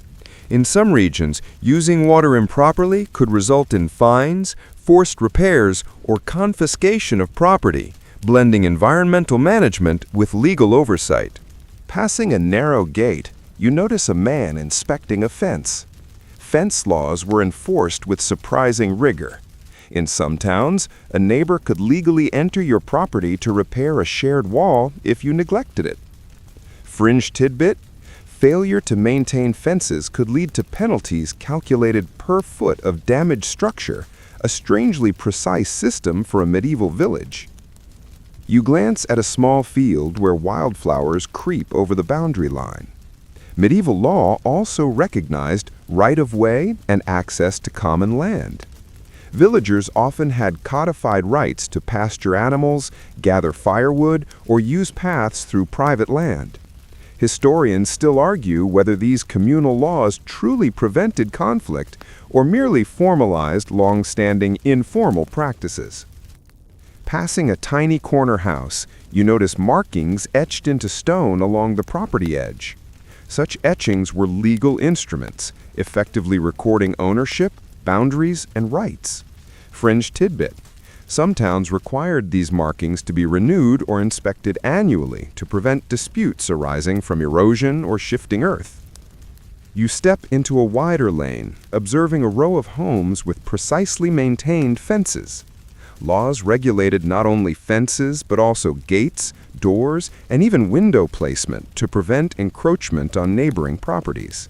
Fringe tidbit: in some areas, a neighbor could legally request modifications if their view or light was obstructed, an early form of light rights law. You pass a small communal garden where villagers gather herbs and vegetables. Common land usage was carefully recorded and regulated. Violating these rights could lead to fines, public reprimand, or loss of privileges. Historians still argue whether enforcement was consistent or largely symbolic. A narrow bridge over a small stream shows engraved markers on each side, indicating which properties could access the waterway. Fringe tidbit: disputes over water usage sometimes involved sworn testimony, measured stakes, and official scribes recording each detail, a medieval version of surveying law. Finally, you reach a quiet square where boundaries seem almost ceremonial. You realize that property laws were a delicate balance between order, fairness, and enforcement. From stones and fences to hedges and streams, these regulations governed nearly every inch of daily life.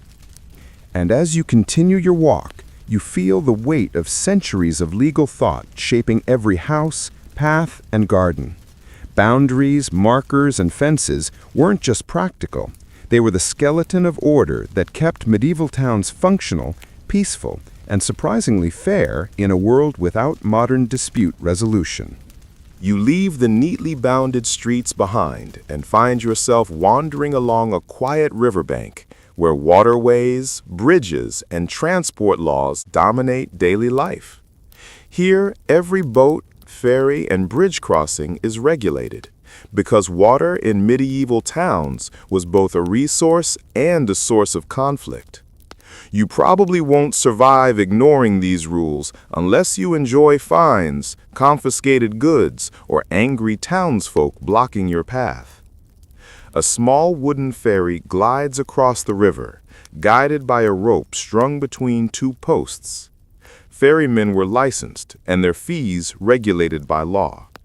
Unauthorized ferries could be seized, and travelers could be fined for using them illegally.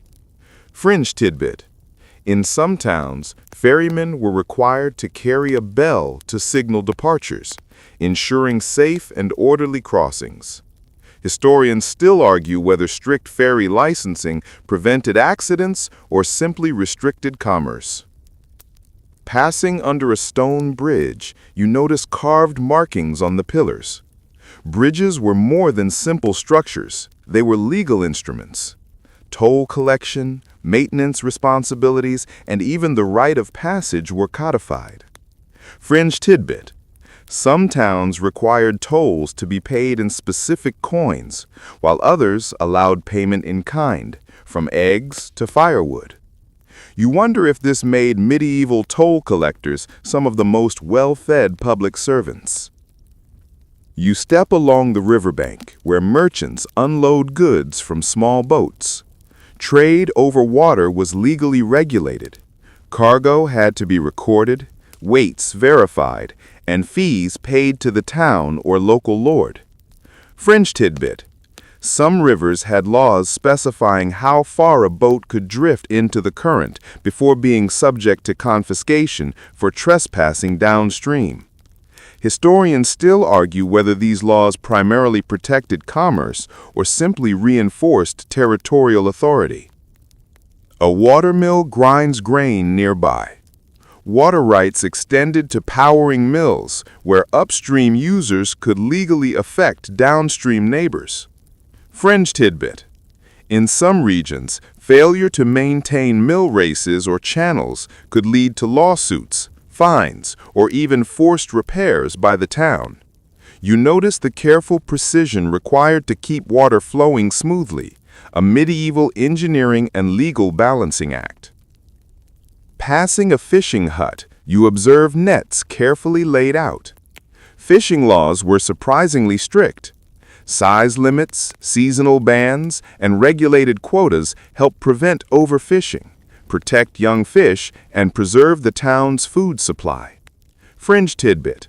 Some towns required fishermen to display catch sizes publicly to prove compliance, blending enforcement with transparency.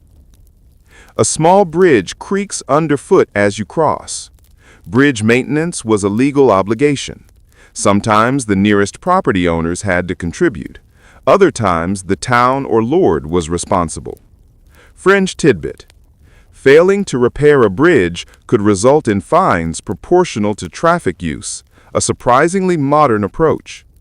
Historians still argue whether these rules truly ensured safe crossings or mainly shifted blame for accidents. You notice a tiny canal branching off the river, lined with wooden stakes. Canals, locks, and sluices were heavily regulated. Fringe tidbit. Using a canal for unauthorized trade could lead to confiscation of both boat and goods, sometimes adjudicated on the spot by local magistrates. You watch as a small cartload of barrels is carefully inspected before passing, a ritual of law embedded into commerce. A merchant pushes a small barge loaded with firewood. Overloading or improper securing of cargo could result in fines or even impoundment of the vessel. Fringe tidbit. In some towns, ferrymen could be fined for allowing excessive weight, creating a curious chain of legal accountability from the river to the shore. Passing a weir, you notice officials measuring water flow. Water management laws dictated how rivers were dammed, diverted, or used for irrigation.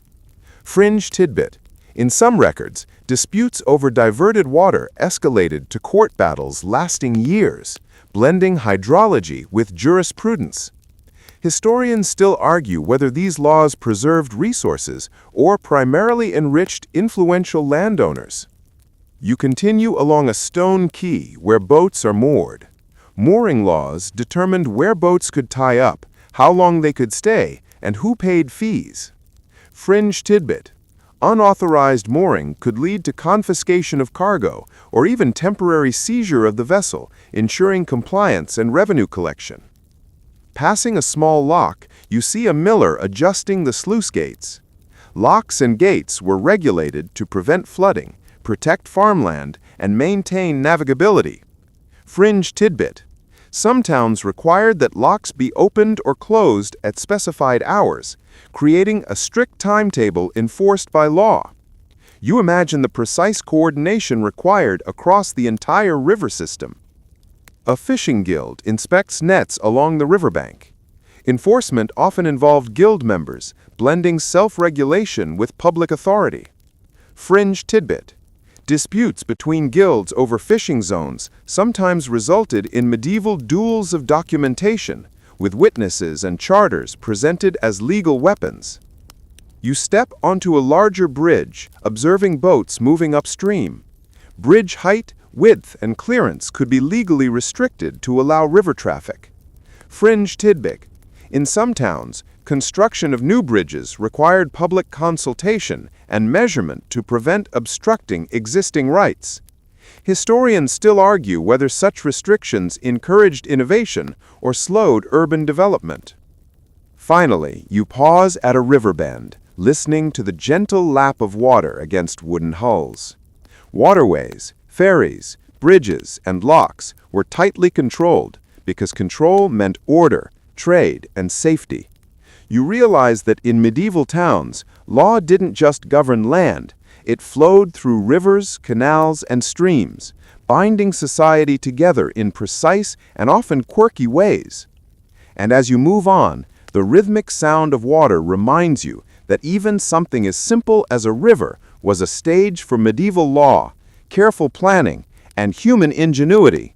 A flowing reminder that survival depended as much on obedience as on skill. You leave the riverbank behind and wander into the town's bustling hub, where trade, commerce, and market regulations govern every interaction. Here, buying, selling, and bargaining are not merely economic acts, they are subject to meticulous legal oversight. You probably won't survive flouting these rules unless you enjoy fines, confiscation of goods, or public embarrassment at the market square. A market bell rings, calling merchants and townsfolk to attention. Market regulations dictated when, where, and how traders could sell their goods.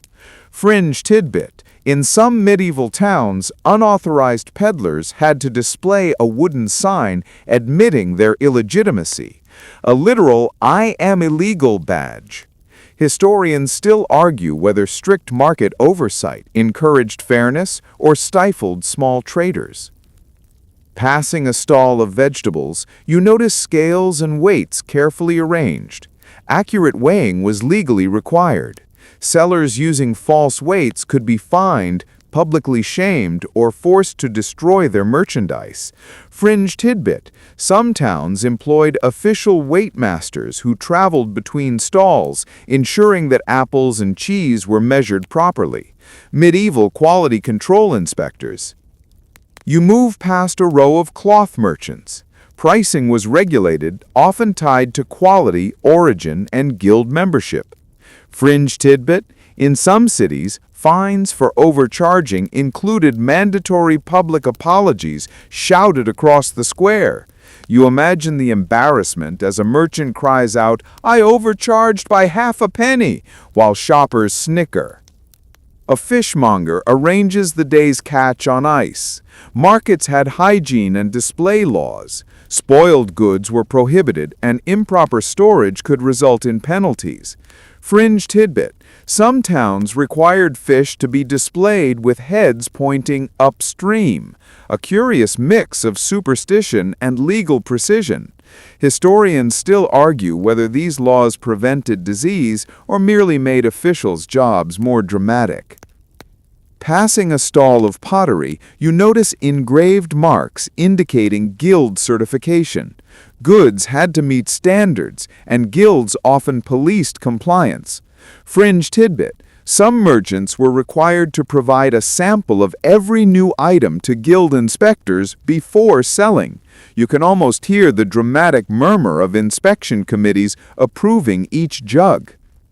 A small crowd gathers as a money changer tests coins.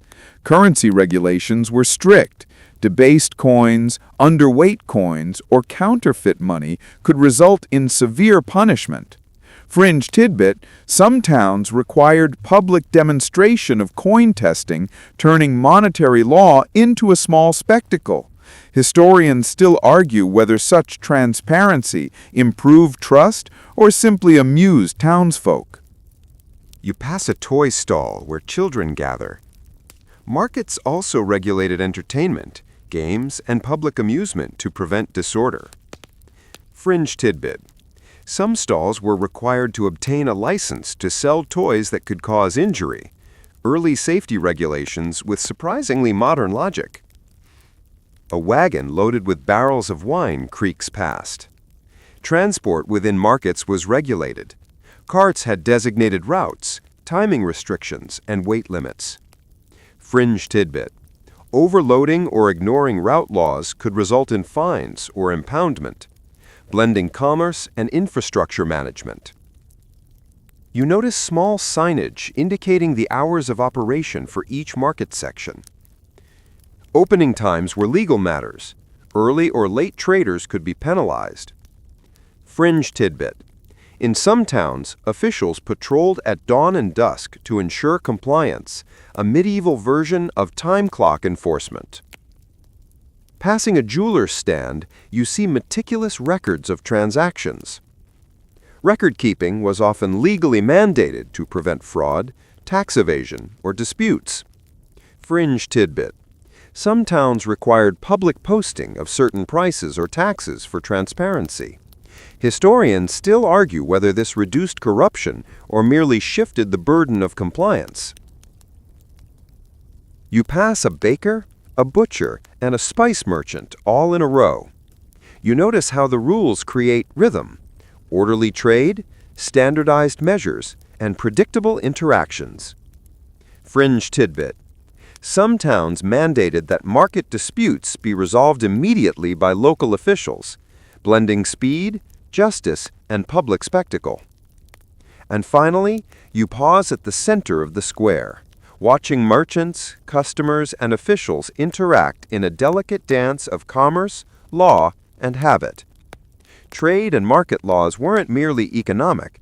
They regulated fairness, health, social order, and trust. And as you continue your walk, you realize that medieval markets were not chaotic bazaars, but carefully orchestrated ecosystems where every coin, loaf, and jug adhered to legal rhythms, ensuring the survival of both commerce and society. You wander out of the busy market square and into the quieter edges of town, where punishments, courts, and legal enforcement define the final layer of medieval regulation. Here, laws come to life, and the consequences of breaking any of the rules you've observed, the food laws, guild regulations, water rights, or market restrictions, become tangible. You probably won't survive ignoring these rules unless you enjoy public shaming, imprisonment, or being forced into bizarre legal rituals. A town crier's bell rings in the distance.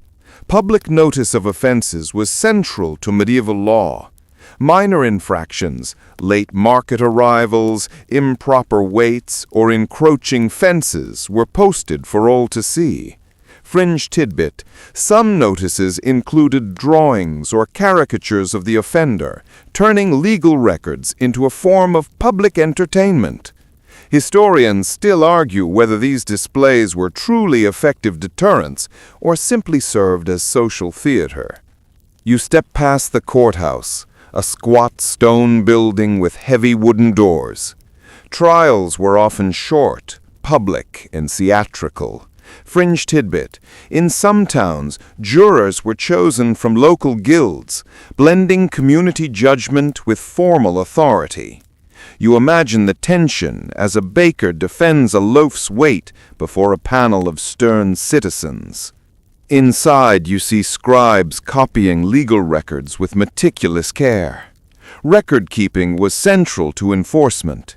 Property disputes, fines, and criminal cases all required documentation. Fringe tidbit. Some courts displayed transcripts publicly, so the community could witness both justice and the humor of minor misdeeds. Historians still argue whether these displays enhanced fairness or merely amplified shame. You pass a stock in the town square. Punishments were designed to be visible, effective, and occasionally entertaining. Drunkards, thieves, and petty offenders were publicly displayed. Fringe tidbit. Some towns combined punishment with instruction. A thief might have to recite the town's ordinances aloud while in the stocks. You chuckle at the absurdity and efficiency of medieval pedagogy. A wooden pillory creaks under a light wind. Offenders' heads or hands were locked in place as townsfolk observed. Fringe tidbit. In some towns, food or water could be supplied, but only in specific legal quantities, reinforcing the control of authorities over survival itself. Historians still argue whether these public punishments reformed behavior or merely humiliated citizens. You move to a quiet courtyard where minor disputes are arbitrated. Mediation and fines were common, and resolution often required restitution or ritual apology. Fringe tidbit. Some towns mandated that apologies be sung or performed publicly, blending performance with reconciliation. Passing a jail, you notice cells just large enough for 1 or 2 people. Imprisonment was sometimes used for debtors or offenders awaiting trial. Fringe tidbit. In some records, prisoners could perform small chores or write letters as part of rehabilitation, an early form of labor integration. You approach a whipping post tucked away in an alley.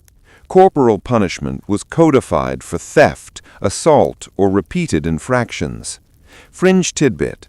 Lashings were often measured and supervised, ensuring compliance with legal standards rather than leaving punishment to whim. Historians still argue whether this method deterred crime or simply displayed power. Outside, you see officials carrying measuring rods and ledgers. Enforcement was meticulous. Fines were calculated, labor assigned, and penalties recorded. Fringe tidbit.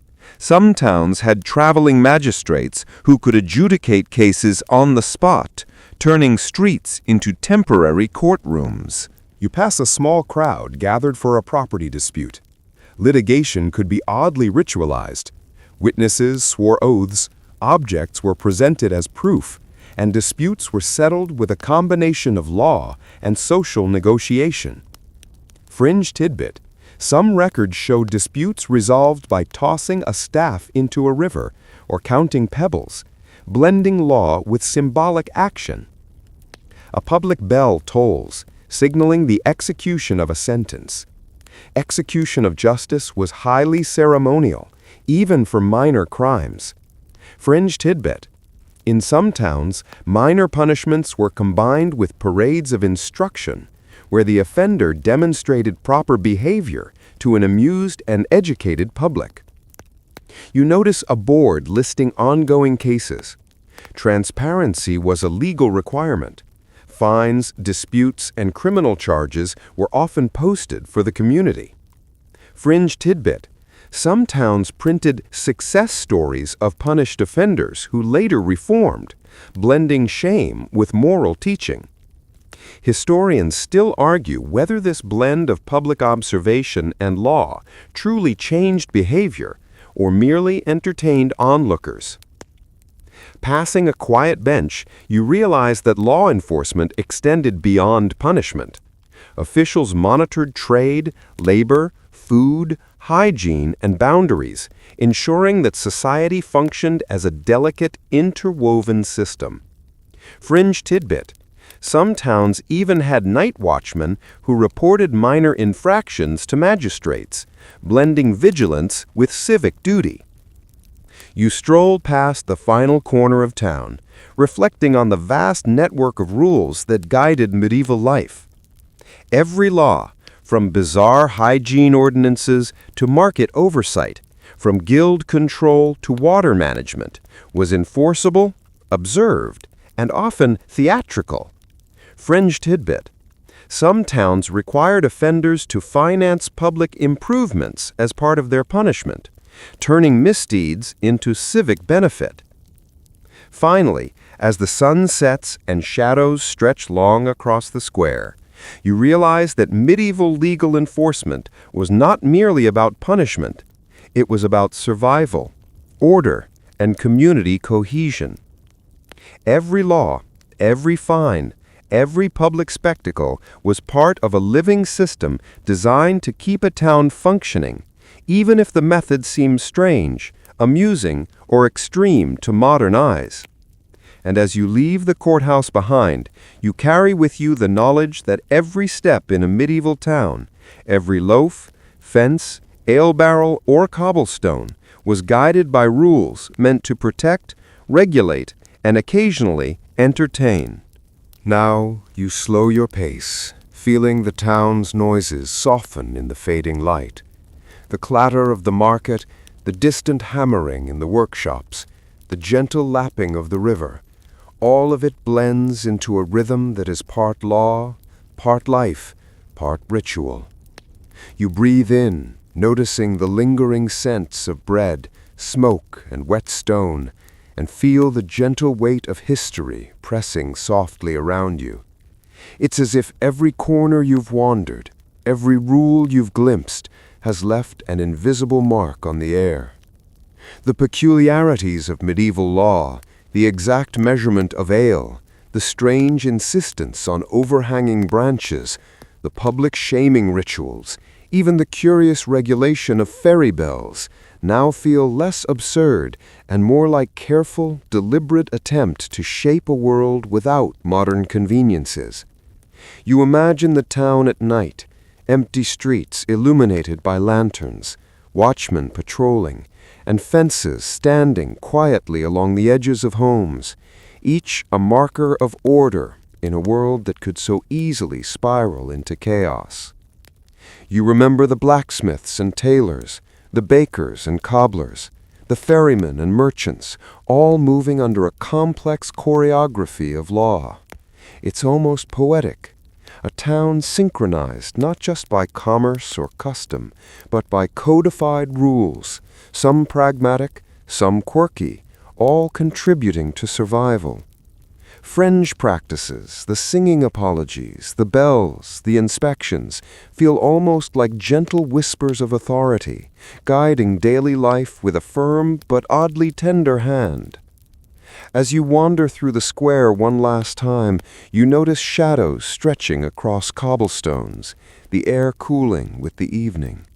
You realize that law in the medieval period was not simply about punishment or control.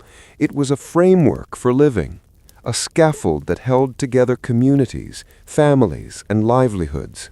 Without it, the ale might spoil, the pigs might roam, the bread could be underweight, and the entire social fabric might fray.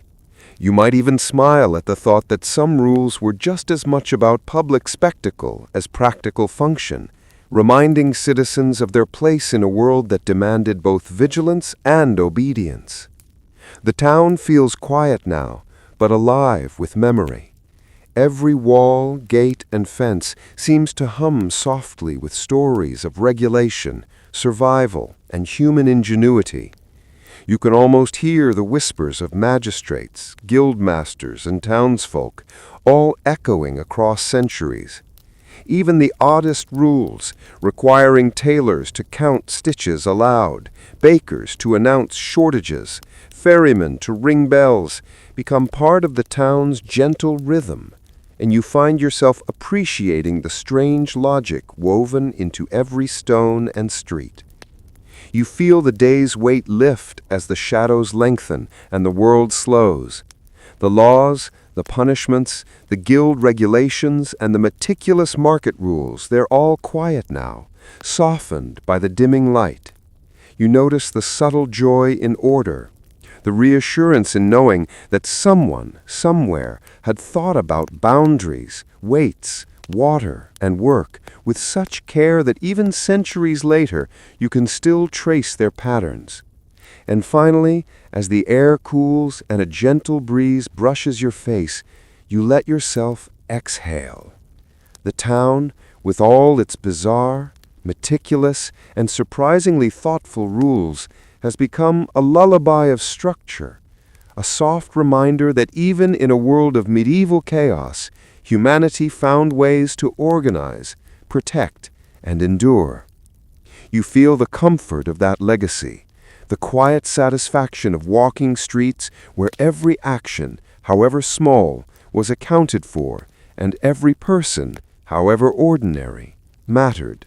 Now dim the lights, maybe turn on a fan for that soft background hum, and let yourself sink into the rhythm of the town one last time.